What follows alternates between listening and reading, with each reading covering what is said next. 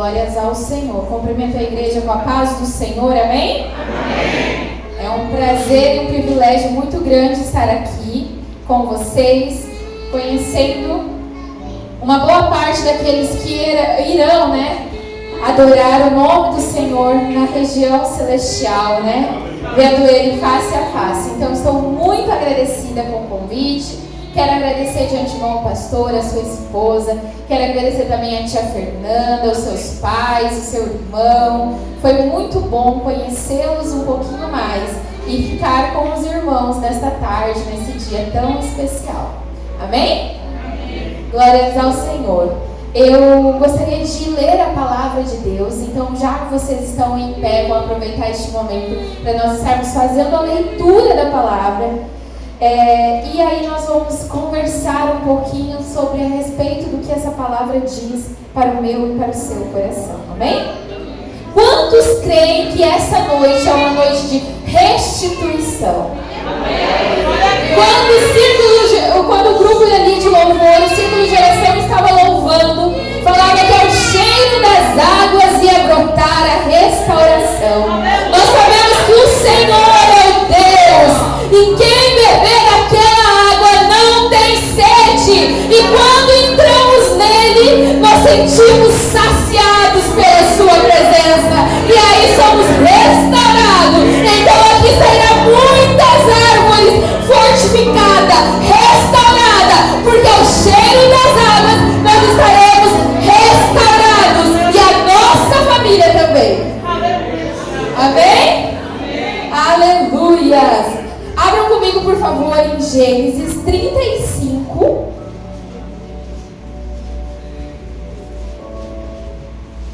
Capítulo 35 e versículo 16. Nós vamos falar hoje sobre a restauração dos filhos. Amém? A palavra de Deus diz sobre o nascimento de Benjamim e sobre a morte de Raquel. E a palavra do Senhor diz assim no versículo 16: Partiram de Betel e, havendo ainda uma pequena distância para chegar a Efratá, deu à luz Raquel um filho, cujo nascimento lhe foi a ela penoso. 17. Em meio às dores do parto, disse-lhes a parteira: Não temas, pois ainda terá este filho. Ao sair-lhe a alma, porque morreu, deu-lhe o nome de Benoni, mas o seu pai chamou de Benjamim. Repita comigo, igreja. Mas o seu pai o chamou de Benjamim. Mais uma vez para você fixar a mensagem. Mas o seu pai o chamou de Benjamim. Assim morreu Raquel e foi sepultada no caminho de Efratá, que é Belém. Sobre a sepultura de Raquel, levantou Jacó uma coluna que existe até o dia de hoje. Então partiu Israel e armou a sua tenda além da torre de Éder. Quero ler mais uma vez esse versículo, diz assim: Então partiu Israel. Aleluias. Porque ali o próprio Deus já tinha mudado o nome de Jacó. Ele não se referiu ao seu filho chamando Jacó, partiu dali. A partir dali ele já era Israel. E armou a sua tenda além da torre. Pode se sentar. Senhor, meu Deus e meu Pai, muito obrigado, Senhor, pela palavra de hoje. Senhor, nós queremos dar liberdade ao Teu Espírito no meio de nós. Que a Tua palavra, Senhor, seja plantada em nossos corações. E que o Teu Espírito visite o nosso interior, sonde a nossa vida e a nossa família. Ah, Deus, muitos não sabem como estão a nossa casa, mas o Senhor reconhece como está o nosso lar. E nós queremos entregar a nossa família, os nossos, diante do Teu altar, em nome de Jesus. Obrigada pela Tua palavra. Amém? Amém. Glória a Deus. Irmãos, nós vemos aqui uma palavra muito simples, mas de um significado muito profundo. Nós vemos aqui um momento de tragédia, de dor, um momento onde a perca, a morte chega na vida de uma família. Mas em contrapartida nós vemos também o nascimento de uma criança. E quando a gente entende um pouquinho da cultura do Oriente, nós vemos que filhos é muito bem-vindos naquele lugar. E principalmente se os filhos são homens. Eu estive no Oriente Médio o ano passado, fazendo a obra missionária naquele lugar, falando para cristãos, indo lá com uma associação cristã, mas falando para árabes, falando para os beduínos do meio do deserto. Nós viajávamos 5 horas todos os dias para entrar no deserto, no meio das tendas, e ali plantar a semente do Evangelho.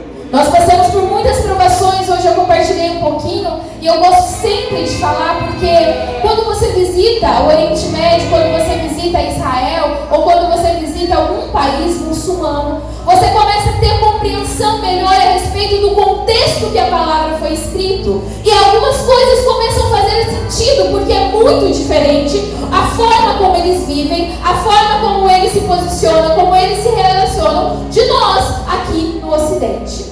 E aí lá nós percebemos, a grande valorização do homem dentro da cultura. E a gente falou, gente, para vocês entenderem como a palavra de Deus é. Foi uma experiência única para nós. Lá realmente nós corremos risco de vida, nós fomos deportados, a polícia especial apreendeu o nosso carro, queria apreender nosso passaporte. E N coisas que nós passamos naquele lugar, porque se você é pego com uma folha da Bíblia, você é condenado à morte. Naquele país, 99,9% precisam ser muçulmanos. Eles não aceitam outra religião. Então é um desafio muito grande para a igreja brasileira chegar naquele lugar, se não for o Senhor abrindo o caminho no meio do deserto.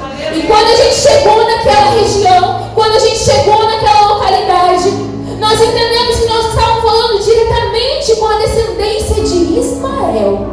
Nós vemos ali também uma família que foi manchada. Uma família onde os seus patriarcas quiseram fazer a vontade dela, Sara. Muitas vezes antes de procurar a vontade de Deus. E nós vemos a consequência disso. E a consequência disso foi um filho fora do casamento. E a consequência disso é que quando a promessa se realizou, aquela mulher então já não queria mais aquele filho. Não queria mais conviver o seu filho biológico perto do seu herdeiro, O herdeiro ali. Houve conflito, então ela chega para o seu esposo e ela fala assim para ele: mande o menino e a escrava saírem daqui. Mande eles para o deserto. Deserto significa morte. Deserto significa condenação. Deserto significa um laudo médico. Deserto significa talvez uma sentença judiciária. Ao deserto que nós vemos na palavra são momentos de provação, são momentos onde o povo do Senhor ele é tentado.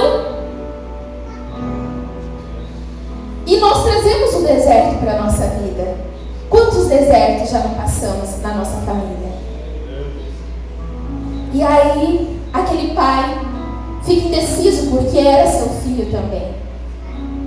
Mas ele tem um particular com o Senhor, e o Senhor então fala para ele: deixe, faça o que a sua esposa pediu. E aquele menino sai. E aí eu quero te convidar a você pensar uma coisa muito importante. Imagina você sendo Ismael, vendo seu pai pedir para você morrer, vendo seu pai te expulsando da sua casa, da sua família. E aquele menino sai com a sua mãe, e o pai ainda dá uma botija de um pouco de água, mas o deserto é muito seco. O deserto é muito árido. A vida do deserto é muito difícil. Nós tivemos a oportunidade de dormir no deserto. E lá no deserto nós podemos contemplar o povo que o povo de Israel passou. Sobre os patriarcas no deserto, todos os profetas que foram tentados no deserto. E a gente continuou vendo o quanto a Bíblia é real e verdadeira. E aí aquele menino vai para o deserto, a água acaba. E a esperança se vai. Porque o louvor cantou que é o cheiro das águas brotará. E quando não tem água, irmão, e quando a água cessa, aquele menino então começa a chorar. Ele chora e a mãe se afasta, porque uma mãe ver o filho morrer é ela se torturar e morrer em seguida. Só quem tem filhos e passou pelo processo da maternidade e já perdeu algum bebê ou algum filho, sabe a dor de perder um filho. Eu acho que é a pior dor para uma mulher. E então aquela mulher se afasta do filho para ela não ver morrer. E o menino chora. Mas a palavra de Deus fala que Deus ouviu o choro do menino.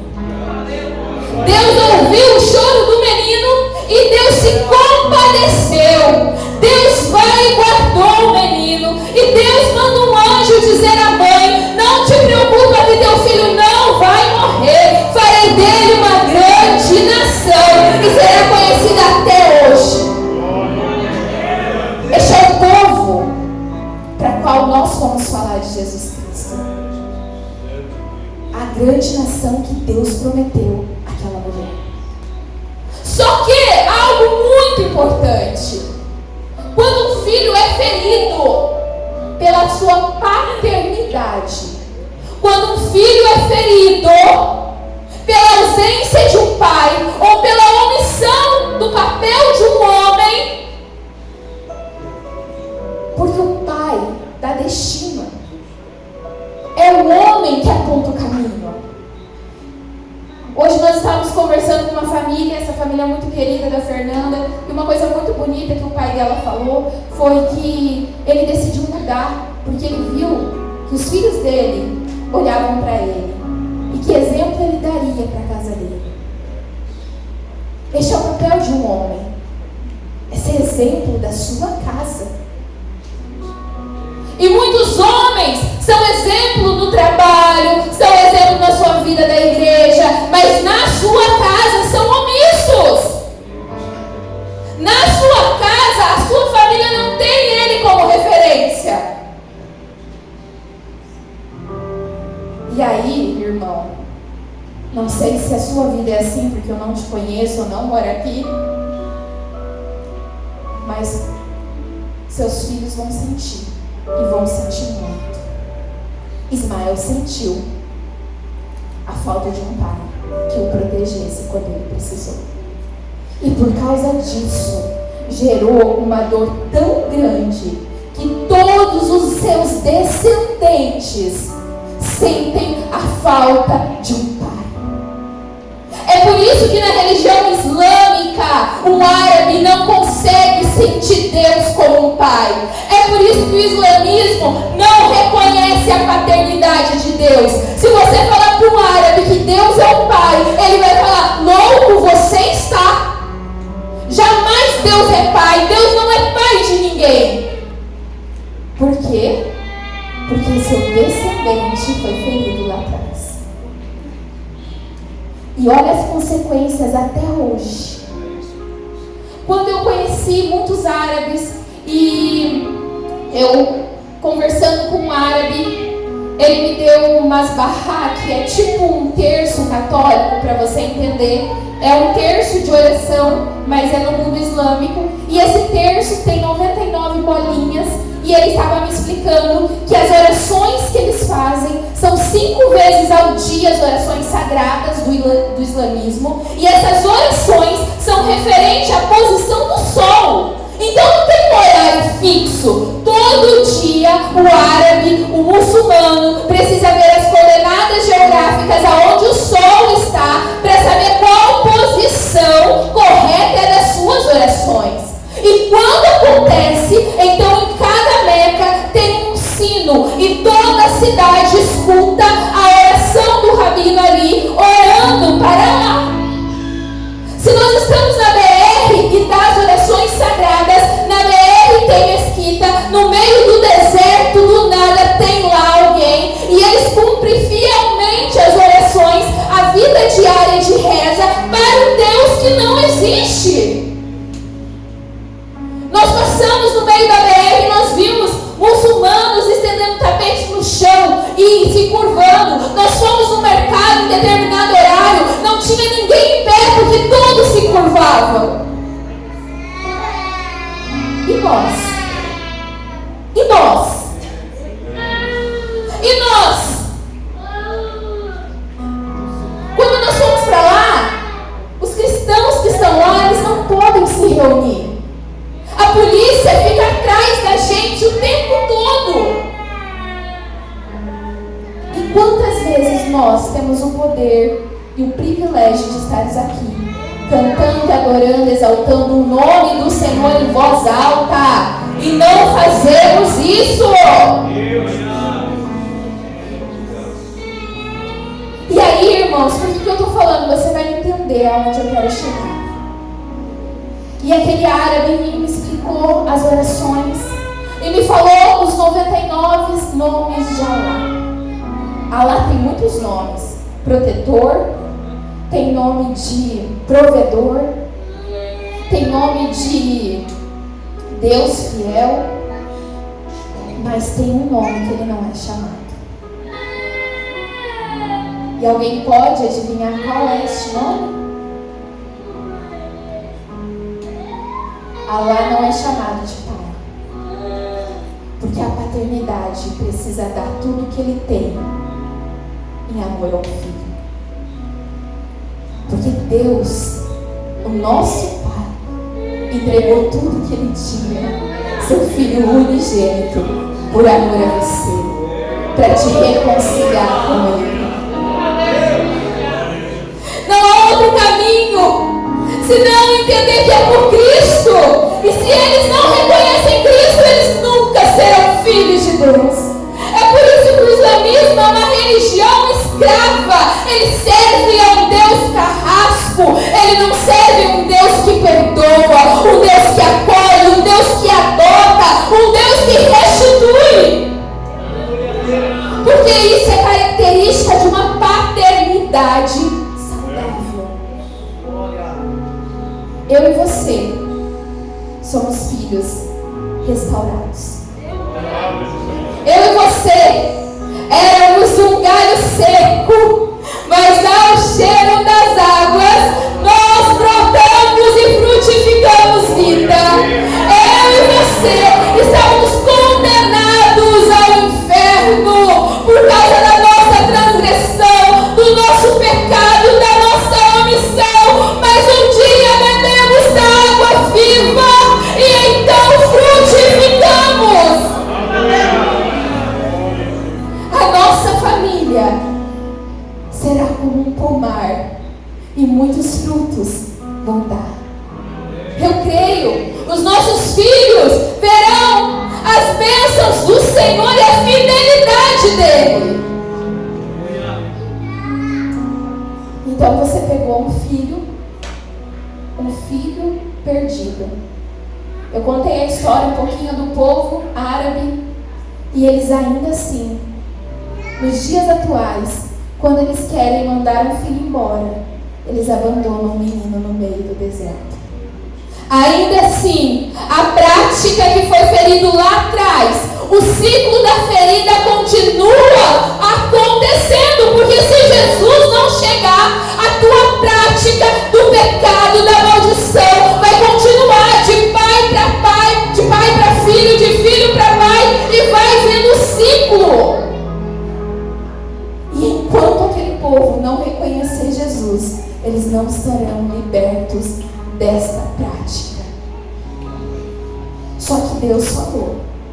que todas as nações reconhecerão que esse é Deus. O caminho que foi aberto para nós entrarmos numa ilha muçulmana, num vilarejo beduíno, aonde 2 anos atrás nós soubemos que 2 cristãos americanos foram mortos apedrejados porque eles eram cristãos e foram evangelizar, e nós estávamos em 10 missionários sendo aceitos pelaquela vila.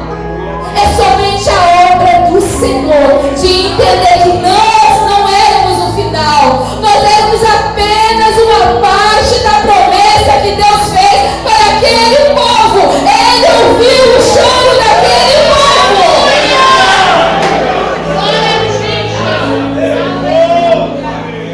E assim como ele ouviu o choro daquele povo, ele ouviu o teu choro também. Ele te alcançou na tua dor. Ele te alcançou quando você estava no teu deserto. Ele te alcançou quando você estava destinado à morte. Ele veio com a maravilhosa graça e te amarrou nele. Como Agostinho fala, fui amarrado em cordas de amor.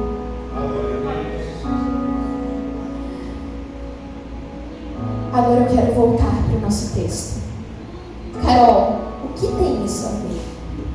Isso, gente, nós vimos um pai que deixou o seu filho no deserto. Mas agora eu quero te trazer um pai que muda a história do seu filho.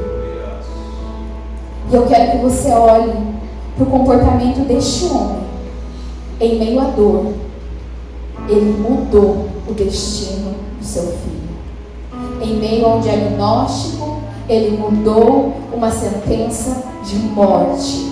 Em meio a processos de sofrimento e de luto, ele declarou que na família dele a dor seria para glorificar e engrandecer o nome de Deus.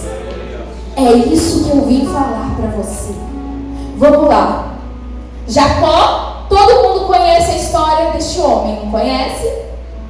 Era um homem enganador que passou pelo processo de transformação, que teve também o seu nome mudado, que se encontrou com Deus e teve a sua vida restaurada.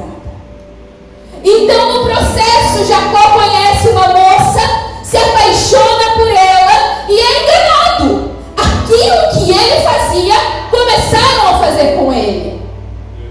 Porque o pecado, quando confessado, ele é perdoado e a graça se estende até você. Mas a consequência do teu erro, você vai pagar. Então, nós vemos um homem que entendeu os processos de Deus e falou: fui enganado, 7 anos de trabalho para casar com aquela que eu desejava, mas tudo bem, eu aceito o processo. E eu vou então e falo mais uma vez com o pai e digo: trabalhe mais 7 para o Senhor, então me dá dessa vez aquela que eu desejava. Pausa para o contexto. Eu contei um pouquinho da minha viagem missionária para vocês. E quando eu falei que era muito difícil, muito diferente